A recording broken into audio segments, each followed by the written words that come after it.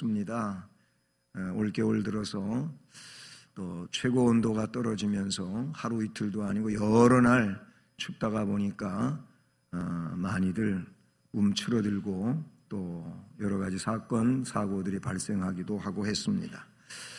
은혜로 지켜 보호함 속에 다시금 성전에 나오시고 하나님 앞에 경배하는 우리 모두에게 주님의 은혜가 충만하게 임하기를 주님의 이름으로 축복합니다. 2018년도는 행복하게 신앙생활하면서 살아가는 한 해가 되기를 또한 소원합니다. 신앙생활은요, 행복해야 합니다. 행복해야 할 그 이유는 많이 있겠습니다만은 신앙생활 하는 그 자체가 하나님을 섬기는 것이고 그 하나님은 전능하신 하나님을 섬기는 일이기에 행복할 수밖에 없는 것이죠. 신앙생활이 무거운 짐이 되어서는 안 됩니다. 신앙생활을 하며 무겁게 그런 무거운 마음을 가지고 신앙생활하는 이들을 보게 되면은 율법주의적 신앙생활을 하기 때문에 그렇습니다. 율법주의적 신앙생활이라고 하는 것은 자꾸 구약의 율법을 지켜야 구원을 받지 하는 마음인 것이지요. 그러다가 보니까 그 계명을 지키는데 우리는 한계가 있고 여러 가지로 역부족이니까 내가 이렇게 하나님 말씀을 지키지 못하며 사는데 내가 하나님한테 벌을 받지는 않을까 하는 생각을 갖습니다. 그러다 보니까 그게 무거운 짐이 되고 그리고 신앙생활이 행복하지를 못하게 되는 것이죠. 우리는 율법주의적 신앙생활이 아니고 복음주의적 신앙생활입니다. 복음주의적이라면 율법은 그러면 다 쓸데없느냐? 그런 얘기는 아닙니다. 우리는 하나님의 이 십계명을 비롯한 도덕법, 이 법은 신앙인들로서 지켜야 되지만 그런데 완벽하게 우리가 해낼 수 없는 것이기에 우리 주님께서 우리를 대신하여 십자가에 못 박으시고 우리의 연약함, 부족함, 모든 죄 문제를 해결해 주셨습니다. 할렐루야. 그래서 주님의 그 핏공로를 의지하고 그 은혜 안에서 이제 속죄를 받았으니까 기쁨으로 주님을 섬기는 거예요. 그러면서도 우리가 부족하고 연약한 모습이 있을 때 그게 짐이 되는 것이 아니라 오히려 회개하면서 사죄의 은총을 받고 그 핏공로에 감사하면서 기쁨으로 주를 섬겨야 될 줄로 믿습니다. 기쁨이 없는 신앙생활은 바른 신앙생활이 아닙니다. 기쁨으로 신앙생활을 해야 돼요. 예배를 드리는 그 자체가 행복이고 기쁨이고 기도를 할 수가 있어서 행복하고 어려운 삶이지만 헌금을 주께 드릴 수 있어서 행복한 것이고 그리고 전도를 할 수 있어서 행복하다고 느끼며 사는 신앙생활, 이것이 성령의 역사이고 은혜받은 심령이고 말씀이 살아있는 삶을 살아가는 내용이라고 볼 수가 있습니다. 앞으로 여러분들의 신앙생활이 부족함이 없는 행복한 이런 신앙생활 되기를 소원합니다. 오늘 말씀 제목이 부족함이 없는 삶인데요. 부족함이 없다고 하는 이 말은 물질이 항상 쓸 게 있고 그리고 모든 삶에 여유가 있는 이런 내용만을 두고 부족함이 없다 이렇게 말하지 않습니다. 여기서 말하는 부족함이 없는 삶은 우리의 외적인 물질적 문제, 세상의 어떤 부요, 경제적 가치 이런 것이 아닌 그것은 보이지 않는 영원한 이 영적 세계에 있어서 영적으로 채워지고 충족된 이 부족함이 없는 상태를 말하는 것입니다. 여러분, 세상에 물질로 부족함이 없기를 느낀다면은 그렇게 산다면은 그것은 끝이 없는 것입니다. 사람들이 말하는 그대로 이것은 끝이 없어요. 왜 그러냐면 우리가 물질이 적은 상황에서 부족한 상황에서는 물질이 많아지면, 땅이 내가 소유하는 게 많아지면, 이런 경제적인 대단한 가치를 가지고 있으면 부족함이 없을 것이라고 생각하지만은 그렇지가 않습니다. 왜 그렇게 말하냐면은 이미 그런 위치에 있는 분들을 보면서 그래, 경제적으로 해결되는 게 아니구나 깨닫는 거예요. 이미 충분한 물질을 가지고 있고 부요에 넘치고 하루에 10억 이상을 그렇게 쓸 수도 없겠지만 숫자적으로 그렇게 써도 그가 죽을 때까지 다 못 쓸 그런 물질을 가지고 있는 사람도 있는데, 그 역시 부족함이 없느냐고 물어보면 부족함이 있다고 말을 해요. 아직도 부족하다고 그렇게 말을 한다는 사실이죠. 왜 그렇습니까? 그것 가지고 만족이 안 되기 때문에 그렇습니다. 바울 사도가 경제적으로 풍성했습니까? 넘쳐났습니까? 그렇지 않았는데도 그는 성경에 기록하기를 나는 자족한 삶을 산다는 거예요. 일체의 비결을 배웠다고 이야기하고 있고, 비난대에 처할 줄도 알고 붕어한데 처할 줄도 아는 이런 일체의 비결을 배웠다고 말하고 있습니다. 왜 그럴까요? 그는 물질적으로 채워져서가 아닌 그의 영적으로 그가 충족되어져 있기 때문에 그런 줄로 믿습니다. 그러면 어떤 생활이 부족함이 없는 행복한 신앙생활을 살아가는 것일까요? 그것은 오늘 말씀에 나타내주고 있는데, 이 시편 23편은 목동 다윗의 유명한 시편이라고 볼 수가 있는 것이죠. 그렇습니다. 다윗은 나중에 왕이 되었지, 그는 소년 시절에 목동이었습니다. 양을 치는 목동이었습니다. 목자였다, 그런 얘기인 것이죠. 그 다윗이 고백하기를 여호와는 나의 목자시니 내게 부족함이 없으리로다. 할렐루야. 그렇게 고백하고 있습니다. 무엇보다도 부족함이 없는 삶을 위해서는 여호와를 목자로 삼고 사는 삶이어야 할 줄로 믿습니다. 여호와가 목자가 되는 삶은 부족함이 없는 삶인 것이죠. 여호와는 나의 목자. 이것은 원어로 여호와 로이라는 그런 내용입니다. 이 로이는 목자를 말하고 헬라어로는 포이맨이라고 그렇게 쓰고 있는데요.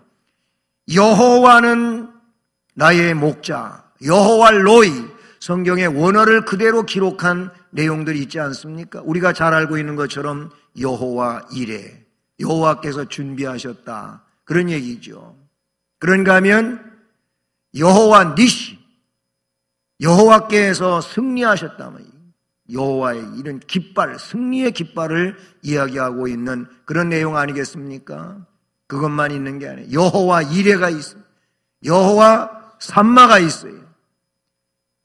이런 내용들은 다 여호와와 관계되어져 있는 것처럼, 그런데 오늘 시편 23편은 원어로 그대로 기록하지 않고 여호와는 나의 목자라고 그렇게 말씀하고 있습니다.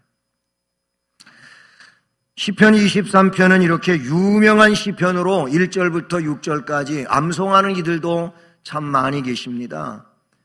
우리 성도들 중에는 23편을 전체적으로 암송하고 있는 분은 몇 분이나 계실까 한번 생각을 해봅니다.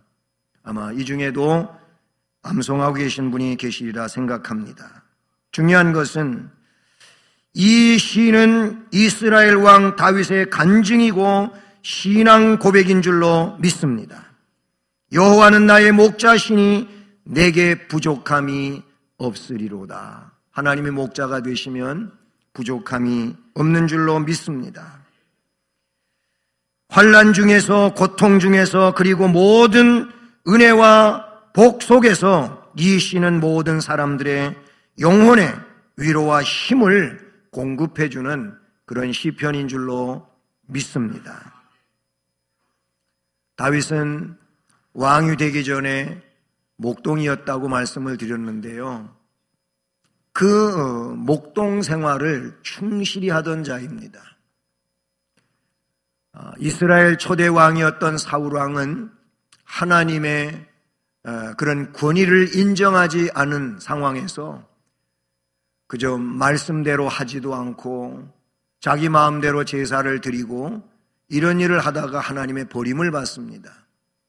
한탄하고 있는 사무엘 선지자에게 하나님은 베들레헴 동네에 기름불에 기름을 채워가지고 와서 이새의 집에서 한 아들에게 기름을 부으라고 말씀해 주시지요. 사무엘 선지자는 하나님 말씀 순종해가지고 베들레헴 동네 이새의 집을 찾아갑니다. 가서 첫째 아들을 보니까는 정말로 잘생겼어요. 왕이 되기에 부족함이 없을 것 같이 출중한 외모를 지니고 있었다는 것이죠. 그래서 그러면 그렇지, 하나님이 이렇게 훌륭한 인물을 아시고 기름을 부으라고 하셨구나 하고 그 첫째 아들 엘리압에게 기름을 부으려고 하니까 하나님이 아니라고 하십니다.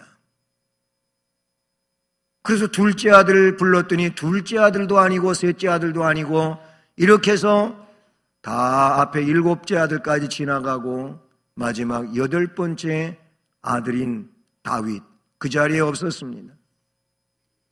알고 보니 들판에서 목동으로 양들을 지키고 있었다는 것이죠. 그 목동 다윗을 빨리 불러오라. 이에게 기름을 붓기 전에는 식사를 하지 않는다 하고 기다렸습니다. 그 목동 다윗을 불러서 왔는데 사무엘 선지자가 보니까 꼭 저같이 생겼더라고. 그렇게 빼어나고 붉고 용맹스럽고 한 이런 다윗을 만나게 됩니다. 그리고 그에게 기름을 부었더니 그날 이후로 이 다윗이 하나님의 영, 성령에 크게 감동되었다고 하는 말씀을 성경에 기록하고 있습니다. 목동이었습니다. 목동이었기 때문에 목동으로서 혹은 목자로서 그 양들을 위해서 해야 할 일들을 알고 있었고 양들은 그 목자에 의하여 평안할 수 있는 이 내용을 그는 너무나도 잘 알고 있었습니다. 그는 말합니다. 여호와는 나의 목자시니 내가 부족함이 없으리로다 그랬어요. 인간은 하나님의 소유가 아니겠습니까? 양이 목자의 소유이듯 우리 모든 인간은 하나님의 소유입니다. 인간이 하나님의 소유라고 하는 것은 그 하나님의 피조물이기 때문에 그렇습니다. 부모에 의하여 세상에 태어났다 할지라도 하나님이 우리를 부모를 통하여 이 땅 위에 태어나게 하신 것이며 그리고 살다가 생을 마치면 하나님께서 도로 불러가신다고 하는 사실인 겁니다. 하나님의 피조물로서 인간인 것입니다. 하나님은 만물의 창조주이시고 모든 인간의 아버지이십니다. 하나님은 바다 같은 사랑을 갖고 계시고 모든 허물을 사해 주시는 자비로움이 있고 양육해 주시는 능력이 있고 목숨까지 바치면서 구원해내시는 희생이 있습니다. 그러므로 인간이 만족한 부족함이 없는 삶을 살기 위해서는 이 하나님을 목자로 삼아야 된다는 겁니다. 그리고 이 만족한 삶을 위해서는 인간은 하나님의 인도를 받아야 된다는 것이죠. 목자에게는 지팡이가 들려 있습니다. 이 지팡이를 가지고 아침에는 푸른 초장으로 햇볕이 뜨거운 오후에는 잔잔한 시냇가와 시원한 그늘로 양들을 인도해 가는 것이죠. 목자에게는 오늘 본문에도 있지만은 지팡이와 막대기라는 말이 나옵니다. 그 지팡이와 막대기로 나를 안위하시나이다 그랬는데 막대기의 기능과 지팡이의 기능이 다르다고 합니다. 지팡이는 인도, 보호를 하는 데 필요한 것이고 막대기는 그 양들을 지키기 위해서 필요한 것이고 또 양들을 훈련시키기 위해서 필요한 것이 막대기라고 하는 사실인 것이죠. 모세는 이 지팡이를 들고 이스라엘 백성들을 애굽에서 노예 생활에서 인도해냈습니다. 예수 그리스도는 은혜와 진리로 백성들을 죄에서 해방시켜 주셨습니다. 그리고 의의 길로, 진리의 길로, 생명의 길로 그 백성들을 인도해 가십니다. 그래서 예수님은 내가 곧 길이고 진리고 생명이니 나로 말미암지 않고는 아버지께로 올 자가 없다라고 하셨습니다. 요한복음 3장 16절은 하나님이 세상을 이처럼 사랑하사 독생자를 주셨으니 이는 저를 믿는 자마다 멸망하지 않고 영생을 얻는다고 말씀을 해 주십니다. 예수님은 우리를 생명으로 인도하시는 분이시고 그 생명으로 인도해 가기 위하여 진리의 막대기로 우리를 훈육하시는 주님이신 줄로 믿습니다.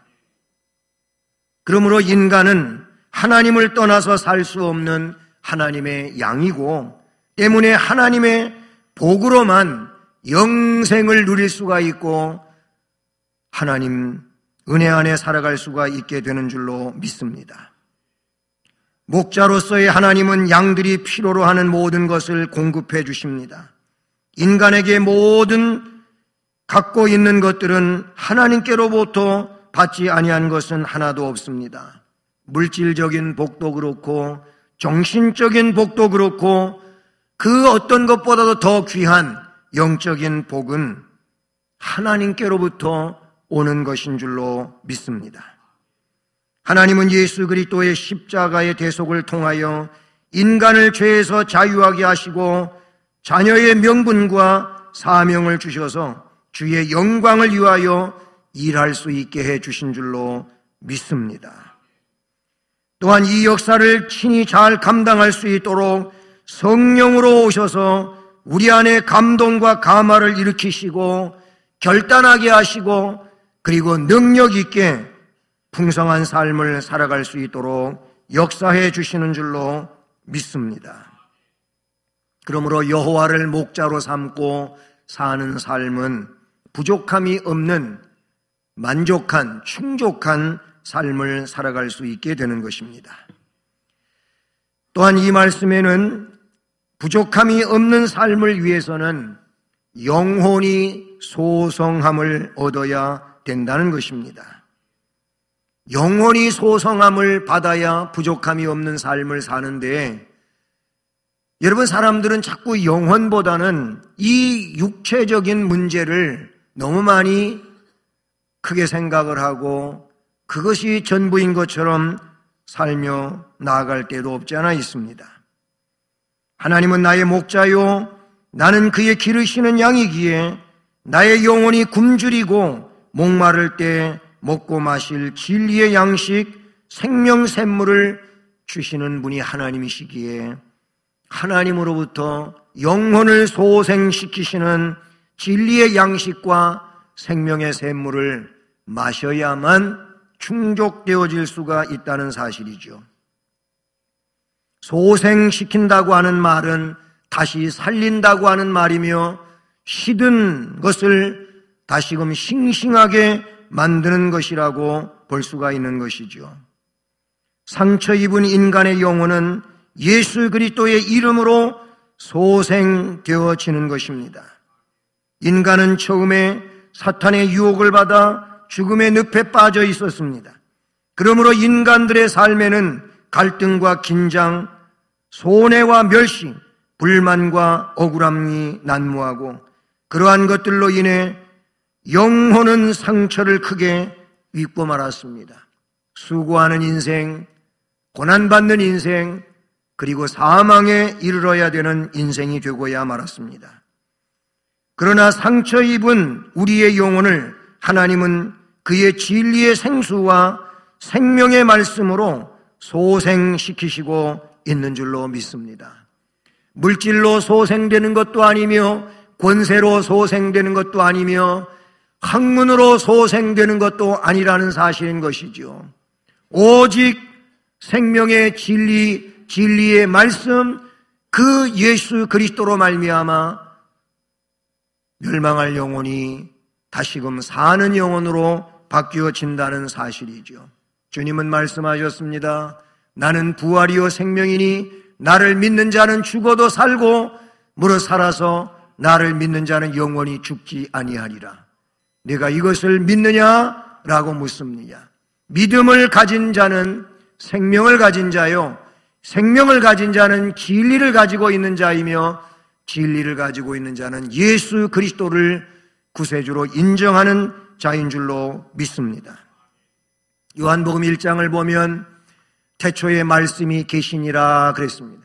이 말씀이 하나님과 함께 하셨다 그랬고, 이 말씀이 곧 하나님이시라 성부와 성자가 동일하심을 말씀하고 있고, 곧 말씀이 진리임을 이야기하고 있습니다. 그래서 요한복음 1장 14절에는 말씀이 육신이 되어 우리 가운데 거하심에 그랬습니다. 누굽니까? 예수 그리스도입니다. 예수 그리스도는 말씀이십니다. 예수 그리스도는 그러므로 진리입니다. 이 진리의 말씀이 우리의 영혼을 다시 살아나게 하는 겁니다. 죽은 영혼, 멸망할 영혼, 형벌받을 영혼이 예수 그리스도로 말미암아 소생되게 되는 줄로 믿습니다. 그래서 예수를 믿는 자는, 영접하는 자는 하나님의 자녀가 되는 권세를 갖게 되는 줄로 믿습니다. 인간의 영혼을 소생시키는 것은 오직 한 가지, 하나님의 말씀, 오직 주님의 말씀밖에 없는 줄로 믿습니다. 예수 그리스도만이 우리를 살리시는 분, 소생시키시는 분이신 줄로 믿습니다. 그 영혼을 소생시키시는 목적이 뭡니까?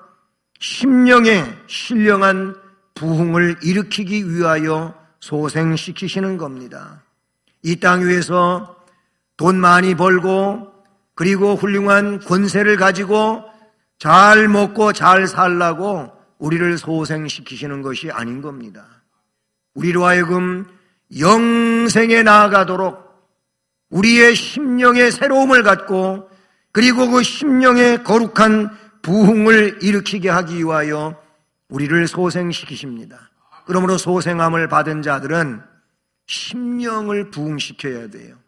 진리로 새롭게 하고 그 능력으로 충만하게 채워야 될 줄로 믿습니다.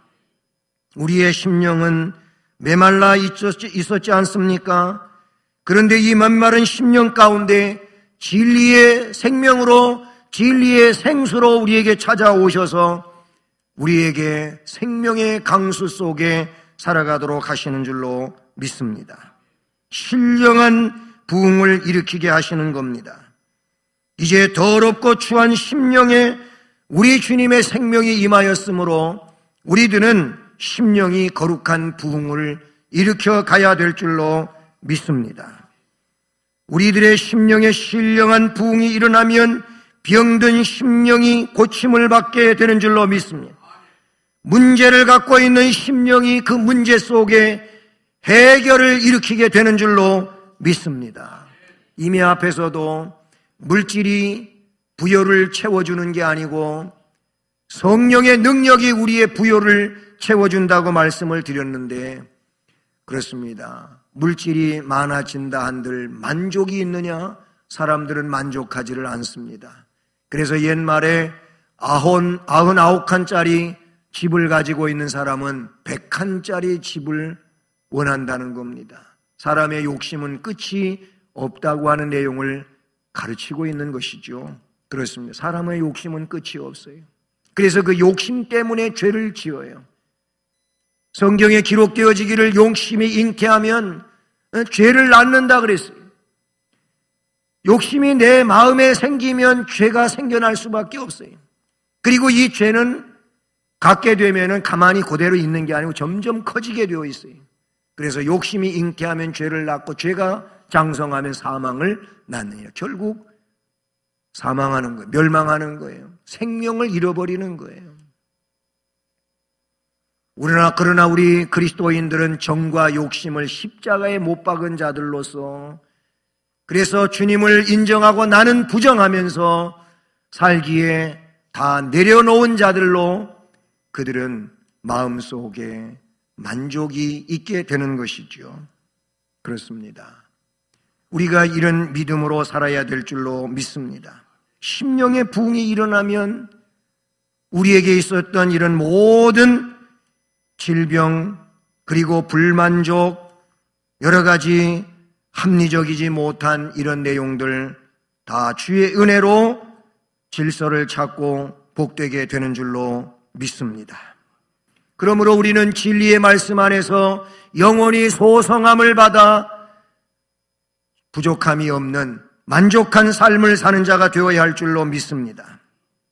마지막으로는 하나님의 보호를 받아야 부족함이 없는 삶을 살게 될 줄로 믿습니다. 사람이 세상을 살면서 두렵고 떨리고 그리고 여러 가지로 삶에 어려움이 되는 것은 보호자가 없기 때문이지 않습니까? 그러나 절대적인 보호자 되시는 하나님의 보호 아래 있다고 하는 확신과, 아니 이런 구체적인 하나님의 보호 속에 있다면 그는 삶에서 두려워할 일도 아니고 그리고 떨면서 살 일도 아닐 것입니다. 오늘 말씀해 보게 되면은 주의 지팡이와 막대기가 나를 안위하시나이다. 주께서 내 원수의 목전에서 내게 상을 차려주시고 기름으로 내 머리에 부으셨으니 내 잔이 넘치나이다. 아멘. 이렇게 말씀하고 있습니다. 주의 지팡이와 막대기가 나를 안위, 즉 평안하게 보호하시고 위로하신다고 하는 이 내용을 우리는 기억해야 될 줄로 믿습니다. 하나님의 보호가 있을 때에 울타리 높이 쌓는 것보다 나은 것이고 새콤 장치하는 것보다 나은 것입니다. 하나님이 보호해 주셔야 돼요. 하나님이 지켜주셔야 돼요. 하나님이 보호하시고 지켜주시는 인생이 부족함이 없는 인생이 되고 만족한 인생을 살아가게 될 줄로 믿습니다. 주님은 선한 목자이십니다. 그래서 주님은 요한복음에 내가 양의 문이니 누구든지 나로 말미암아 들어가며 구원을 얻고 또는 들어가며 나오며 꼴을 얻으리라. 도적이 오는 것은 도적질하고 죽이고 멸망시키려는 것뿐이요 내가 온 것은 양으로 생명을 얻게 하고 더 풍성히 얻게 하려는 것이라. 나는 선한 목자라. 선한 목자는 양들을 위하여 목숨을 버린다고 말하고 있습니다. 요한복음 10장 9절로 11절 말씀입니다.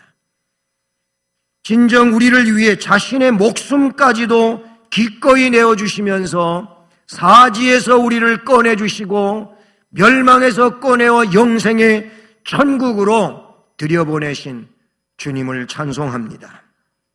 우리를 그렇게 목숨 내어주면서까지 지키시고 보호하시는 주님이신 것이죠. 뿐만 아니라 사망의 음침한 골짜기로 지날 때에도 지켜주신다고 말씀하고 있지 않습니까? 그렇습니다.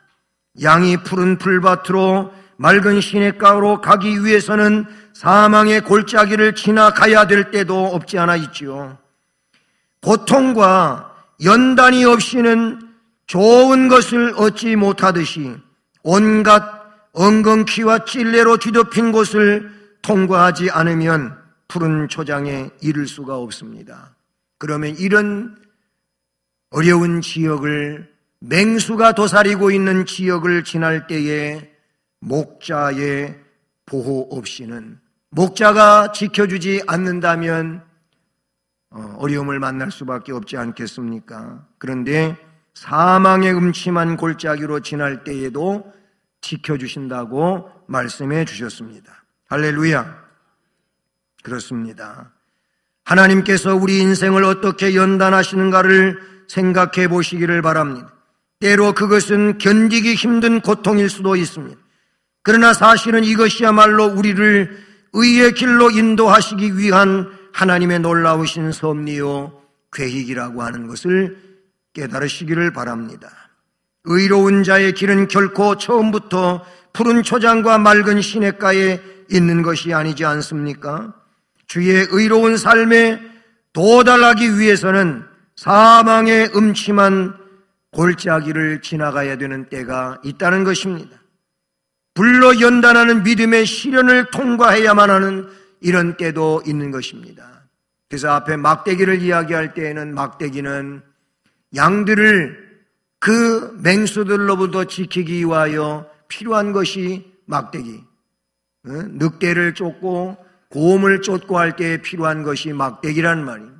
동시에 막대기는 양들이 고집을 부리고 순순히 따라오지 않고 엉뚱한 길을 가게 될 때 그 막대기로 때려서라도 바른 길을 가게, 생명의 길을 가게 하신다는 겁니다.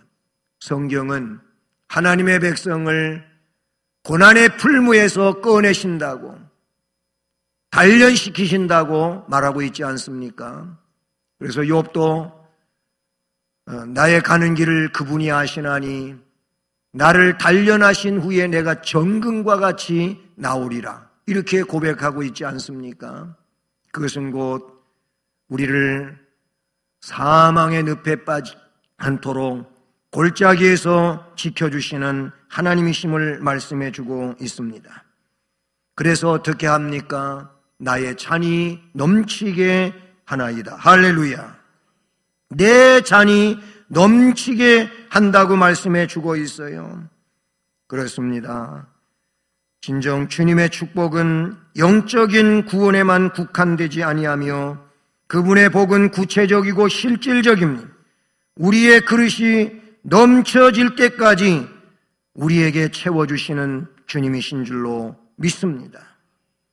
그래서 누가복음 6장 38절은 우리에게 주시되 후히 되어 누르고 흔들어 넘치도록 하여 너희에게 안겨준다고 말씀해 주십니다. 여호와를 목자로 삼을 때 이런 풍성한 삶으로 이렇게 해서 이 땅 위에서만이 잔이 넘치는 풍성한 삶을 사는 것이 아니고 오늘 말씀 마지막 절에 보니까 내 평생의 선하심과 인자하심이 반드시 나를 따르리니 내가 여호와의 집에 영원히 살리로다. 아멘. 이렇게 말씀하고 있습니다. 여호와의 집에 영원히 살게 해주실 줄로 믿습니다. 이 땅 위에서부터 하나님을 목자로 삼아 부족함이 없는 삶을 살고 그리고 그 진리의 말씀에 영혼이 소생되어지며 그리고 하나님의 보호를 받아 영원에 이르기까지 그렇게 인도하시고 주장해 주시는 하나님이신 줄로 믿습니다. 2018년도 1월 마지막 주일을 오늘 보내고 있습니다. 이제 출발의 달인데요. 1월 달부터 남은 11달을 또 살아가게 될 때에 부족함이 없는 삶이 되기를 축복합니다. 부족함이 없는 삶은 그냥 되어지는 것이 아니며 오늘의 말씀처럼 여호와를 나의 목자로 삼고 살아야 될 줄로 믿습니다. 그리고 진리의 말씀에 심취하고 그 말씀으로부터 영혼이 소성되어져서 채워져야 될 것을 채움받는 우리들이 되기를 바랍니다. 그리고 삶을 살아갈 때 여러분이 그 어떤 삶의 형편 가운데 있든지 하나님께서 보호자가 되시고 인도자가 되시고 지켜주심으로써 부족함이 없는 삶을 행진하여 가시기를 주님의 이름으로 축복합니다. 사랑의 하나님 아버지, 감사를